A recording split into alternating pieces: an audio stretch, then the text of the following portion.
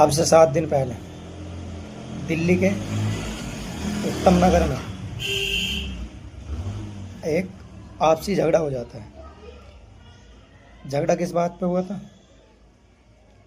पहले आप सब ये वीडियो देखो, दूसरे पक्ष से जो बातें सुनने को मिली। पहले आप ये वीडियो देखो, उसके बाद बात करते हैं। उत्तम नगर में तरुण की हत्या का मामला पूरे देश को पता चल चुका है। इस समय पर एक घर भी तोड़ा जा चुका है, एक पूरे परिवार को बेघर करा जा चुका है इस समय पर कोई ये बात करना नहीं चाह रहा कि दूसरे पक्ष का क्या था। एक सिर्फ गुब्बारा मारने की वजह से पूरे भारत में किसी की हत्या नहीं करी जाती। कोई गुंडे आके आपके घर में घुस के किसी को मार के नहीं चले जाएंगे। कुछ तो दूसरा पक्ष होगा, पर वो कोई सुनना नहीं चाह रहा था अब तक, क्योंकि घर नहीं टूटा था। किसी का घर बर्बाद हो गया, निस्तो नाबीत हो गया। अब कोर्ट में जज भी सुनेगा और सबको सुनना ही पड़ेगा, दूसरा पक्ष भी है क्या, सुनना ही पड़ेगा।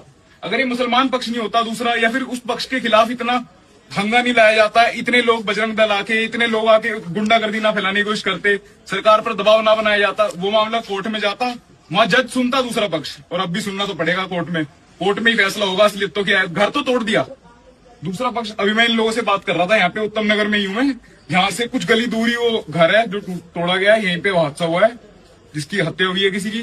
तो एक हत्या को पहली बात तो धार्मिक विवाद नहीं बनाना चाहिए। आप बताओ कि कैसे क्या हुआ था शुरुआत? पहले एक गुब्बारा मारा एक महिला के, कोई गुब्बारे वाली इशू नहीं है।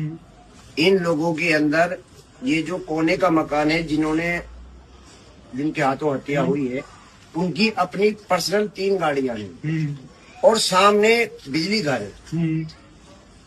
बिजली घर के आगे और मंदिर है। मंदिर की बराबर में जो 4-5 गाड़ियों की जगह है, ये अपनी गाड़ियां लगा देते हैं। ये जबरदस्ती कि मैं भी तेरी पड़ोसी हूँ, मैं भी अपनी गाड़ी लगाऊंगा।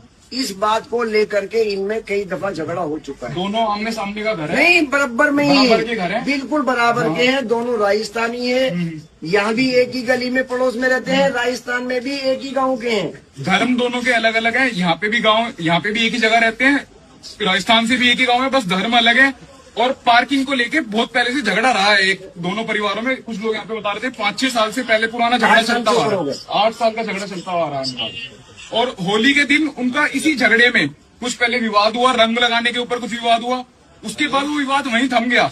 उसके बाद जिस लड़के की हत्या हुई है, अभी वो लड़का फिर रात को आता है, आपने बताया था रात को आता है। रात को आता है, उसके यार दोस्त है जिम के, उन लोगों ने आन के हाथापाई की, उनको चोट पहुंचाई। वो इस वारदात को अंजाम देके चले गए।